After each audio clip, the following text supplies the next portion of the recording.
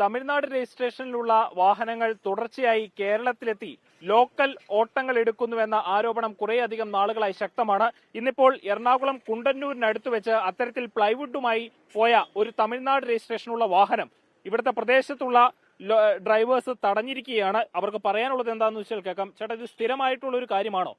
ഇത് സ്ഥിരമായിട്ടുള്ളൊരു കാര്യം തന്നെയാണ്. നമ്മളിപ്പോൾ ഒരുപാട് നാളായി ഇപ്പോൾ വാൺ ചെയ്ത് കൊടുക്കുന്നു. അതായത് നമ്മൾ മീഡിയയിലോ അല്ലെങ്കിൽ മറ്റേ ആർ ടി ഒയിലോ ഒന്നും പിടിപ്പിക്കുന്ന സംഭവം ഇതുവരെ ഉണ്ടായിട്ടില്ല.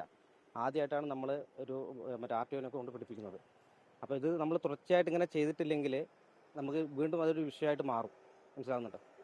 നേരത്തെ പറഞ്ഞതാണോ ഇങ്ങനെ വാഹനം എടുക്കരുത്, ഈ തമിഴ്നാട് രജിസ്ട്രേഷനുള്ള വണ്ടി കേരളത്തിൽ ഓടുന്നതിന് വിലക്കുണ്ടെന്നുള്ള കാര്യം പറഞ്ഞിരുന്നു? തീർച്ചയായിട്ടും നേരത്തെ നമ്മൾ ഇൻഫോം ചെയ്തതാണ്. നമ്മൾ കണ്ണിൽ കാണുന്നതല്ല നമ്മൾ വാൺ ചെയ്ത് വിടുന്ന സംഭവം ഉണ്ടായിട്ടുള്ളൂ. ഇതുവരെ ആദ്യമായിട്ടാണ് നമ്മൾ ആർ ടി ഒനെ കൊണ്ടും അതുപോലെ തന്നെ എം പിനെ കൊണ്ട് പിടിപ്പിക്കാനുള്ള ഉദ്ദേശം ആദ്യമായിട്ടാണ് നടത്തിക്കൊണ്ടിരിക്കുന്നത്.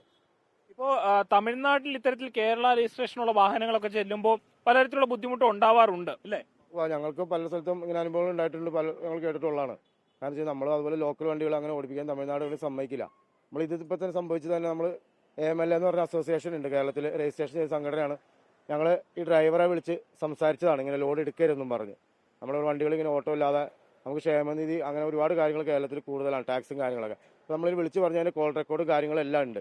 എന്നിട്ട് ഈ ഡ്രൈവർ ലോഡ് എടുത്തിട്ട് വന്നിട്ടാണ് ഞങ്ങളിപ്പോൾ കളമശ്ശേരി ഭാഗ സൈഡിലാണ് കൂടുതൽ വണ്ടികൾ ഞങ്ങൾ പാർക്ക് ചെയ്യുക. ഞങ്ങൾക്ക് ലോഡ് തീരെ കുറവാണ് കേരളത്തിൽ.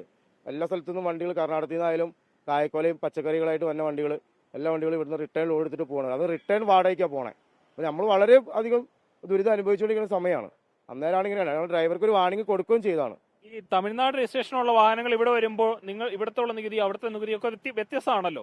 അപ്പൊ ശരിക്കും അവര് ഒരു ലാഭം കൊയ്യുകയല്ലേ ശരിക്കും ചെയ്യുന്നത്? അതെ സാറേ, ഞങ്ങൾ അങ്ങനെയാണ്. അവിടുന്ന് വന്ന വണ്ടികൾക്ക് ടാക്സ് കുറവാണ്, പിന്നെ ക്ഷേമനിധി കാര്യങ്ങളില്ല. ക്ഷേമനിധി കുറച്ചാൾ പിന്നെ സർക്കാർ നിർത്തിവെച്ചായിരുന്നു, അതിപ്പോൾ വീണ്ടും തുടങ്ങിയിട്ടുണ്ട്. അപ്പോൾ ഇപ്പം തന്നെ ഞങ്ങൾ അതിൻ്റെ ഇൻട്രസ്റ്റ് കൂടി അടച്ചാണ്. നമുക്കിപ്പോൾ ഫൈനും കൂടി കൂടിയിട്ടാണ് ഇപ്പോൾ നമ്മൾ അടയ്ക്കുക.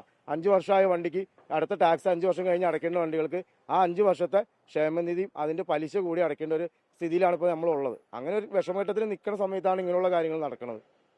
ഈ ഇവിടുത്തെ ഡ്രൈവേഴ്സ് പറയുന്നത് ഇവരെ സംബന്ധിച്ചിടത്തോളം ലോക്കൽ ഓട്ടങ്ങൾ കുറവാകുന്ന ഒരു സാഹചര്യത്തിലാണ് ഈ തമിഴ്നാട് രജിസ്ട്രേഷനുള്ള വണ്ടികൾ പോലും ഇത്തരത്തിൽ അനധികൃതമായ ഓട്ടങ്ങൾ എടുക്കുന്നത്. ഇപ്പോൾ ആ വാഹനം ഓടിച്ചിരുന്ന ഡ്രൈവറോട് തന്നെ ചോദിക്കാം, ആണ് എന്നാ ആச்சு உங்களுக்கு தெரியலையா இந்த மாதிரி? தெரியாது. இது இந்த மாதிரி தெரிஞ்சிருந்துச்சுன்னா நம்ம வரப்போறது இல்லை. இது நம்ம ரெகுலரா ஓட்டம் கொடுக்குற ஆளுகளுக்குனால தான் நம்ம வந்தது. ஏன்னா இங்கே வந்தமே ஃபர்ஸ்ட் தடைஞ்சாங்க. நான் வந்து இனிமேல் வராதுனே, இது எனக்கு தெரியாது அப்படின்னு சொல்லிட்டேன். அப்படின்னு நம்மளை உட்கார வச்சிருக்காங்க 3 மணி நேரமா. ഈ ഡ്രൈവർ പറയുന്നത് അദ്ദേഹത്തിന് ഇത്തരത്തിലുള്ള വിഷയത്തെക്കുറിച്ചൊന്നും അറിയില്ലായിരുന്നു, അറിയാതെയാണ് ഇത്തരത്തിലൊരു ഓട്ടം എടുത്തതെന്നാണ് അദ്ദേഹം പറയുന്നത്. പക്ഷേ ഈ പ്രദേശത്തുള്ള ഡ്രൈവേഴ്സ് പറയുന്നത് നേരത്തെ ഈ ട്രിപ്പ് എടുക്കുമ്പോൾ തന്നെ ഇദ്ദേഹത്തോട് പറഞ്ഞിരുന്നതാണ്, പക്ഷേ പിന്നെയും ഓട്ടം എടുക്കുകയായിരുന്നു എന്നാണ് ഇവിടുത്തെ പ്രദേശവാസികളും പറയുന്നത്. ഏതായാലും അല്പസമയത്തിനകം MVD ഉദ്യോഗസ്ഥർ ഇവിടെ എത്തുകയും ഈ വിഷയത്തിൽ ഇടപെടുകയും ചെയ്യുമെന്ന് തന്നെയാണ് നമുക്ക് മനസ്സിലാക്കാൻ സാധിക്കുന്നത്.